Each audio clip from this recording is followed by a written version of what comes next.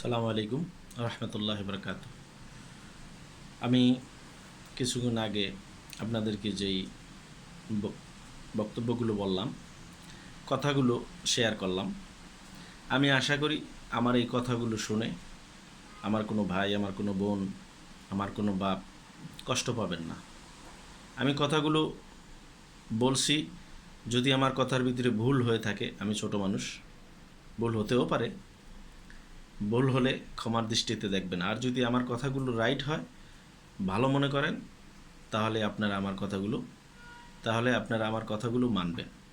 যদি মনে করেন যে আমার কথাগুলো রাইট, ভালো, তাহলে আমার কথাগুলো আপনারা মানেন। আর যদি আমার কথা ভালো না লাগে, তাহলে কথাগুলো মানিয়েন না। তবে আমার কথা হচ্ছে, আমি মানুষ, আমার কথার মধ্যে ভুল হইতে পারে। যদি কোনো ভুল হয়ে থাকে, ক্ষমার দৃষ্টিতে দেখবেন। আর যদি আমার কথা ভালো হয়ে থাকে, আপনারা মানার চেষ্টা করেন। কারণ আমরা যারা আছি সবাই ভাই, বোন, বাবা, মা, আত্মীয় স্বজন। আমি আর একজনকে মারবো, আমি আর একজনকে অত্যাচার করব, সে কে? আপনি ঘুরে দেখেন, সে আপনার আত্মীয়, অথবা রক্তের খুব খুব কাছের না, একটু দূরের।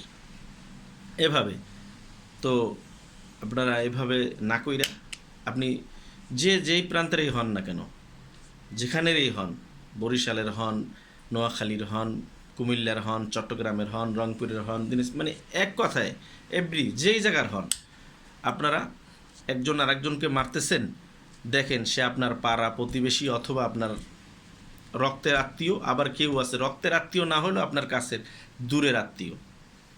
তো আপনি কার গায়ে হাত দিতেছেন? এটা তো আপনি ভালো করতেছেন না। আবার আমরা কি করি, সংখ্যাগুলো যারা আছে, হ্যাঁ, অন্য সম্প্রদায় যারা, তাদেরকে ইসলাম কি বলছে? মুসলমানরা তাদেরকে হেফাজত করবে, তাদের আসবাবপত্র, তাদের বাড়িঘর হেফাজত করবে।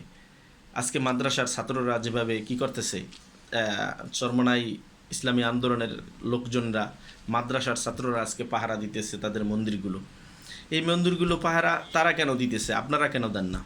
আপনারাও তাদের মন্দির পাহারা দেন, তাদের মন্দিরের কি জানি কয়, আপনারা সেফটি দেন।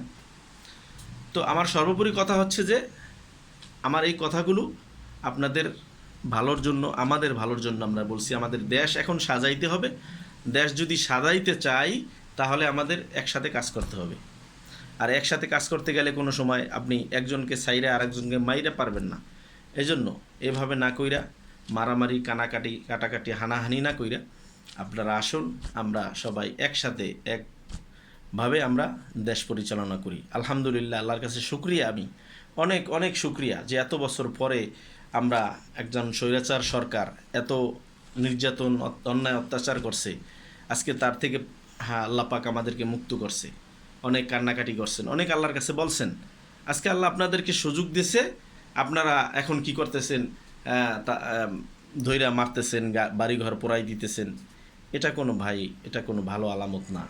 এজন্য আপনারা সবার কাছে আমার অনুরোধ, আপনারা সবাই শান্ত হন এবং দেশটাকে সুন্দরভাবে গড়েন। আপনারা কেউ যদি অন্যায় করে থাকে, তার দেশের আইন আছে, কানুন আছে, আইন এবং কানুনের মাধ্যমে তাকে আপনারা শাস্তি দেন। কিন্তু এভাবে আপনি নিজে আইন হাতে নিয়ে তাদেরকে মারবেন, হত্যা করবেন, আপনি ক্ষমতা যখন আপনি পাবেন, তখন তো আপনি আইনের মাধ্যমেই তাদেরকে, তারা যে অন্যায় করছে, যে অন্যায় করছে, একজন যদি একটা মোবাইলও চুরি করে থাকে, সেটার যদি আপনি তখন প্রতিবাদ করতে পারেন না, আপনি এই সেটার আপনি একটা কানুন আছে, আইন আছে, সেইভাবে আপনারা তাদেরকে শাস্তি দেন। এই জন্য আপনাদের কাছে অনুরোধ, আপনারা আমার কথায় কষ্ট না পেয়ে, আমার কথাগুলো আমলের নিয়তে, এবং ছোট মানুষ আমি, হয়তোবা আপনাদেরকে তো বুঝ দেওয়া আমি মনে করি আমার হয়তোবা প্রয়োজন না। তারপরও আমার কাছে মনে হয়েছে যে একটু কিছু কথা বলি, হয়তোবা দুই একজন, এত মানুষের মধ্যে যদি অথবা 5 জন বা 10 জন মানুষের বিবেক খুলে যায়, আলহামদুলিল্লাহ। আমি আজকে একটা ভিডিও দেখলাম, এক পুলিশ ভাই কাঁদতেছে, হ্যাঁ। তো মানে কি বলবো, এখন এগুলো বলার কিছু নাই। আমার কথা হচ্ছে, আপনারা দেশ সাজান, দেশ সুন্দর করেন, হানাহানি কাটাকাটি বন্ধ করেন, সুন্দরভাবে দেশ পরিচালনা করা নিয়ত করেন। ইনশাআল্লাহ নিয়তের মধ্যে যখন আপনি নিয়ত যখন ভালো করবেন, আল্লাহ পাক বরকত দেবে ইনশাআল্লাহ। সবাই ভালো থাকবেন, দোয়া করবেন আমাদের জন্য।